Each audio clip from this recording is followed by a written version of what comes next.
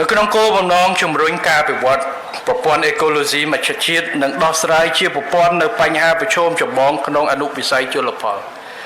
ខ្ញុំសូមដាក់ចេញនៅអនុសាសន៍មួយចំនួនដូចខាងក្រោមទី1ក្រសួងកសិកម្មរុក្ខាប្រមាញ់និងនេសាទត្រូវបន្តពង្រឹងការគ្រប់គ្រងនិងអភិរក្សធនធានជលផលឲ្យកាន់តែមានប្រសិទ្ធភាពជាពិសេសត្រូវបន្តអភិរក្សត្រីមេពូជនិងវិរិយសត្វកំពុងរងគ្រោះទន្ទឹមនេះត្រូវបន្តធ្វើកិច្ចសហប្រតិបត្តិការជិតស្និទ្ធជាមួយរដ្ឋបាលថ្នាក់ក្រោមជាតិនិងកងកម្លាំងប្រដាប់អាវុធគ្រប់ប្រភេទដើម្បីទប់ស្កាត់និងបង្ក្រាបបទល្មើសនេសាទឲ្យកាន់តែមានប្រសិទ្ធភាពព្រមទាំងចាត់វិធានការច្បាប់បឹងម៉ាត់ចំពោះការផលិត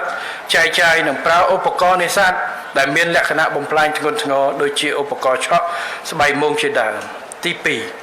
ក្រសួងកសិកម្មរុក្ខាប្រមាញ់និងនេសាទត្រូវសហការជាមួយក្រសួងស្ថាប័នពាក់ព័ន្ធនិងអាជ្ញាធរដែនដីបន្តជំរុញការធ្វើវារីវប្បកម្មគ្រប់រូបភាពតាមរយៈការលើកកម្ពស់ការស្រាវជ្រាវបច្ចេកទេសនិងនវានុវត្តន៍ក្នុងអនុវិស័យវារីវប្បកម្មព្រមទាំង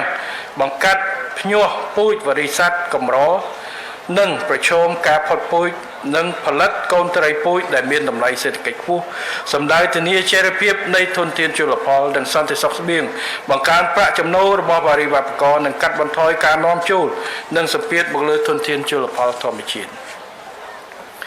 ទី3ក្រសួងកសិកម្មរុក្ខាប្រមាញ់និងនេសាទត្រូវពង្រឹងសមត្ថភាពសមាគមវារីវប្បករកម្ពុជាតាមរយៈការតម្រង់ទិសផែនការផលិតកម្មការឆ្លើយតបទៅនឹងតម្រូវក្នុងស្រុកនិងការកែច្នៃនាំចេញដោយត្រូវពង្រឹងកិច្ចសហការជាមួយដៃគូអភិវឌ្ឍនិងវិស័យឯកជនដើម្បីទទួលបានការគ្រប់គ្រងទាំងផ្នែកបច្ចេកទេសនិងហិរញ្ញប្បទានដល់វារីវប្បករនិងអ្នកកែច្នៃនាំចេញផលិតផលនេសាទជលផល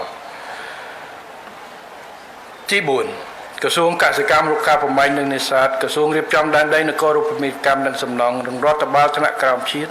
ត្រូវពន្លឿនការចុះបញ្ជីដីរដ្ឋនៅតំបន់គ្រប់គ្រងជលផលដូចជាកន្លែងអភិរក្សជលផលកន្លែងសហគមន៍នេសាទដីព្រៃលិចទឹកនិងដីព្រៃកោងកាងដែលជាជំរកវិរិយសត្វពងកូននិងធំធាត់ទី5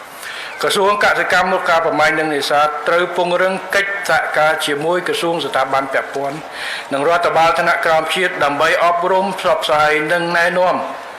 ប្រជាពលរដ្ឋឲ្យបង្កើនការចូលរួមការពារតំបន់គ្រប់គ្រងជលផលកន្លែងអភិរក្សជលផលដីព្រៃលិចទឹកនិងដីព្រៃកោងកាងព្រមទាំងជំរុញចលនាដាំព្រៃលិចទឹកនិងព្រៃកោងកាងឡើងវិញដើម្បីផ្ដល់ជំរកសត្វវិរិយសត្វគ្រប់ប្រភេទនិងធានាចីរភាពធនធានជលផលជាតិ